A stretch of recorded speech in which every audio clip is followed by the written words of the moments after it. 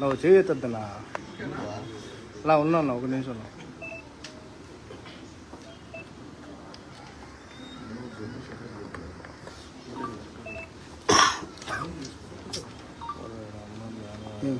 ఏమైంది బ్యాటరీయా ఏందో ఇది కెమెరా ప్రాబ్లం వచ్చేస్తుంది అది అప్పుడప్పుడు ఒక్క సెకండ్ అన్న అప్పుడప్పుడు ఆఫ్ అయిపోతుంది ఆటోమేటిక్ ఎర్రగానే వస్తుంది డేటా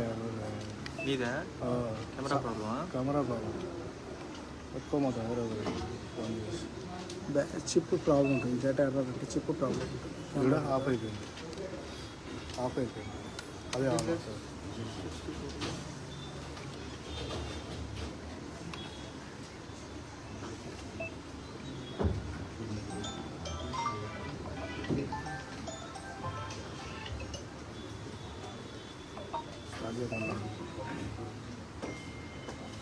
ఓకేనా గౌరవ మీడియా మిత్రులకు నమస్కారాలు.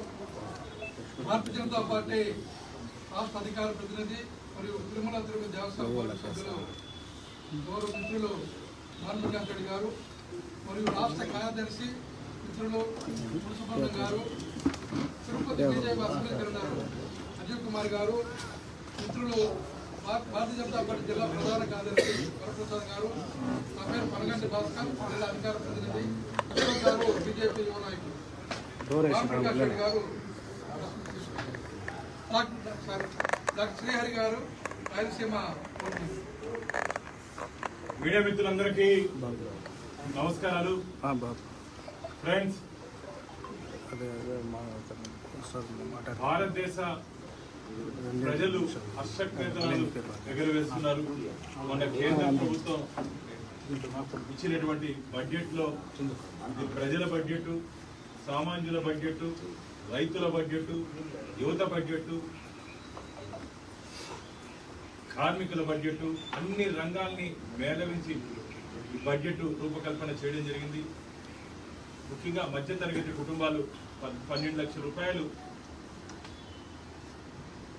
ఇన్కమ్ ట్యాక్స్ ఎగ్జంప్షన్ ఇవ్వడాన్ని, అలాగే రైతాంగాన్ని ప్రోత్సహించడాన్ని, అలాగే రైల్వే లైన్ని, air connectivity, rural connectivity, road connectivity, port connectivity అన్నింటినీ అనుసంధానం చేస్తూ ఈరోజు భారతదేశం అన్ని రంగాల్లో ముందుకు తీసుకుపోయే దిశగా బడ్జెట్ ఉంది. అందులో భాగంగా సాధారణ ప్రజల నుంచి మేధావుల వరకు ఈ బడ్జెట్లో ఏమేమి అంశాలు పొందుపరిచారో దాన్ని వివరించేదానికి భారతీయ జనతా పార్టీ కేంద్ర నాయకత్వం దేశం మొత్తం మీద అన్ని జిల్లాల్లో ఈ ఇంటెలెక్చువల్స్ ఒక సెమినార్ నిర్వహించే దిశగా వారు ఆదేశాలు ఇవ్వడం జరిగింది. అందులో భాగంగా ఆంధ్రప్రదేశ్కి 4 కేంద్ర మంత్రులు వస్తున్నారు.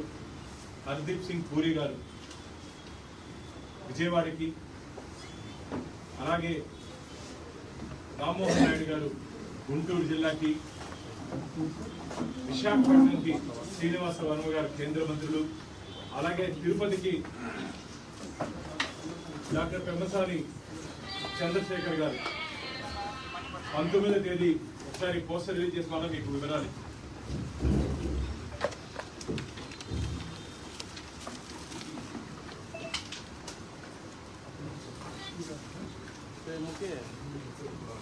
అవునండి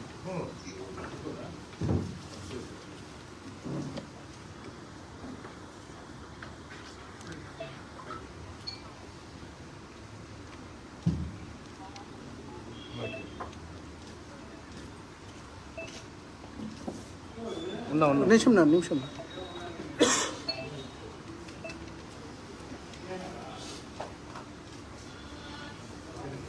ఒక సెకండ్ సార్ ఇంకా లేదు.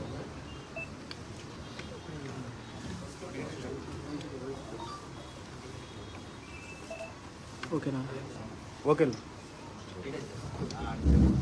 19వ తేదీ తిరుపతిలో Uday international bus stand, RTC bus stand ఎదురుగా ఉన్నటువంటి ఉదయ్ ఇంటర్నేషనల్ ఉదయం 10:30 గంటలకి మేధావులతో ఈ బడ్జెట్ మీద సమావేశం ఉంటుంది. 10 గంటలకి మీడియా బ్రీఫింగ్ ఉంటుంది. కాబట్టి మీడియా మిత్రులు అలాగే మేధావులందరూ ఈ కార్యక్రమంలో పాల్గొనాలని చెప్పి భారతీయ జనతా పార్టీ రాష్ట్ర పార్టీ తరఫున కోరుకుంటున్నా. దీనికి ఈ బడ్జెట్ సమాలోచనకు సంబంధించినటువంటి ఈ ఆంధ్రప్రదేశ్ రాష్ట్రానికి నన్ను కన్వీనర్గా కేంద్ర పార్టీ నియమించడం జరిగింది. నాతో పాటు నాగభూషణం గారు కో కన్వీనర్ గారు విజయవాడ నుంచి వారు, అలాగే వేణుగోపాల్ గారు శ్రీకాకుళం వారిని నాతో పాటు అనుసంధానం చేసి మా ఇద్దరిని జరిగింది. మా 8 మంది ఎమ్మెల్యేలు, 3 ఎంపీలు కూడా వివిధ జిల్లాలకి, అలాగే సీనియర్ నాయకులు కూడా వివిధ జిల్లాలకి ఈ బడ్జెట్ బ్రీఫింగ్ మీద అన్ని జిల్లాలకు వెళ్తున్నారు. ముఖ్యంగా కేంద్ర ప్రభుత్వం సంక్షేమం పేరుతో దేశాన్ని ముందుకు తీసుకుపోతా ఉంటే గత 5 సంవత్సరాలు 2019 నుంచి 2024 వరకు ఆంధ్రప్రదేశ్ రాష్ట్రాన్ని సంక్షేమం పేరుతో సంక్షోభంలో తీసుకున్నటువంటి మాజీ ముఖ్యమంత్రి ప్రస్తుత పులివెందుల శాసనసభ్యుడు జగన్మోహన్ రెడ్డి. అయ్యే జగన్మోహన్ రెడ్డి అభివృద్ధి అంటే ఏమిటో మోడీ గారి నుంచి నేర్చుకోవాలి. అభివృద్ధి అంటే ఏమిటో భారతీయ జనతా పార్టీ పరిపాలిస్తున్న రాష్ట్రాన్ని చూసి నేర్చుకోవాలి. అభివృద్ధి అంటే ఏమిటో ఈరోజు ఎన్డీఏ కూటమి ఆంధ్రప్రదేశ్లో నువ్వు ఇంత అప్పు చేసి ఆంధ్రప్రదేశ్ని అంధకారప్రదేశ్గా చేసిన వెలుగులోకి తీసుకురావాలని చెప్పి ఆంధ్రప్రదేశ్ని ఒక వికసిత్ ఆంధ్రగా తీసుకురావాలని చెప్పి మేము ప్రయత్నం చేస్తున్నాం. అభివృద్ధి అంటే మా దగ్గర నుంచి నువ్వు నేర్చుకోవాలి. ఇవన్నీ చేయకుండా మేము మంచి చేస్తామంటే నీకు అన్నింటిలో చెడే కనపడతాను. పూర్తిగా ఇప్పుడు ఒక్కొక్కరి నెంబర్లు వస్తాను. ఇదే ఈ అంశానికి ఒక నెంబర్ ఏదో ప్రస్తుతానికి ఎవరో ఏదో జైల్లో ఉన్నాడు ఎవరైనా వంశీ విజయవాడ. నెంబర్లు చాలా ఉన్నాయి. ఇంకా నిన్ను నమ్ముకొని ఐపీఎస్ ఆఫీసర్లు మునిగిపోయారు. నిన్ను నమ్ముకొని ఇంకా రాబో రోజుల్లో నీ క్యాడర్ కూడా ఒక్కొక్కరు ఈ నెంబర్లు వేసుకునేది. మామిడికి నెంబర్ వేసి ముద్రించే తొందరగా సీరియల్ స్టార్ట్ అవుతుంది. నేను ఇంకా రెడ్ బుక్ ఓపెన్ చేయలేదంటున్నారు మా లోకేష్ బాబు గారు. నేను రెడ్ బుక్ చూడలేదు, కానీ నేను చేసిన తప్పుని చట్ట పరిధిలో మేము వ్యవహరిస్తున్నాం. జగన్మోహన్ రెడ్డి గారు నిన్న మొన్న చూశాను, వారి సంస్థ నాయకులంతా ఎదురుదీగుతున్నారు. చట్టాన్ని చేతుల్లోకి తీసుకున్నారు, చట్టాన్ని అతిక్రమిస్తున్నారు. చట్టం నీకు చుట్టమయ్యా. నువ్వు పరిపాలించినప్పుడు 2019 నుంచి ఇండియన్ పోలీస్ సర్వీస్ని పొలిటికల్ సర్వీస్గా మార్చుకున్నావు. ఇండియన్ అడ్మినిస్ట్రేటివ్ సర్వీస్ని అధికార పార్టీ సర్వీస్గా మార్చుకున్నావు. రాష్ట్రంలో ఐపీసీ సెక్షన్ లేకుండా వైసీపీ సెక్షన్ నడిపించావు. నువ్వు ఈరోజు మామూలు మాట్లాడేది నువ్వు నీ పార్టీని మా ఇండియా కూటమి గురించి విమర్శించేది. నువ్వు చేసిన అక్రమ అరెస్టులు, నువ్వు చేసినటువంటి దౌర్జన్యాలు భారతదేశంలో ఏ రాష్ట్ర ముఖ్యమంత్రి కూడా చేసినటువంటి సందర్భం లేదు. నీ పార్టీ ఎంపీని తీసుకుని కొట్టించావు కదా త్రిపురాన్ని. అచ్చెన్నాయుడు గారు ఇక అసలు లిస్టు చదివితే ఎంతో మంది వస్తారు. ఒక్కొక్కరు కక్ష సాధింపు ధోరణితో రాక్షస ప్రభుత్వం ఎలా పరిపాలించిందో ఆ విధంగా పరిపాలించారు. కాబట్టి నీకు ప్రతిపక్ష హోదా కూడా ఈరోజు ఆంధ్రప్రదేశ్ రాష్ట్ర ప్రజలు ఇవ్వలేదు. వైనాట్ 175 అంటే వీళ్ళు 11 స్థానాలకు మాత్రమే పరిమితం చేశారు ఆంధ్రప్రదేశ్ రాష్ట్ర ప్రజలు. ఇది ఆంధ్రప్రదేశ్ ప్రజలు ఓటు అనే ఆయుధంతో మొన్న జరిగినటువంటి ఎన్నికల్లో జగన్మోహన్ రెడ్డి ప్రభుత్వం మీద, జగన్మోహన్ రెడ్డి మీద ఏ విధంగా వ్యతిరేకత ఉందో వారు ఓటు అనే ఆయుధంతో చూపించారని చెప్పి నేను తెలియజేస్తూ ఈ కేంద్ర బడ్జెట్ మీద అనేక ప్రశంసలు. ఎక్కడికి పోయినా సరే మొదటిసారి మహిళ దాదాపు 8వ పర్యాయం నిర్మలా సీతారామన్ గారు ఈ బడ్జెట్ని ప్రవేశపెట్టారంటే ఇది మహిళలకు దక్కినటువంటి అరుదైన గౌరవంగా మేము భావిస్తున్నాం.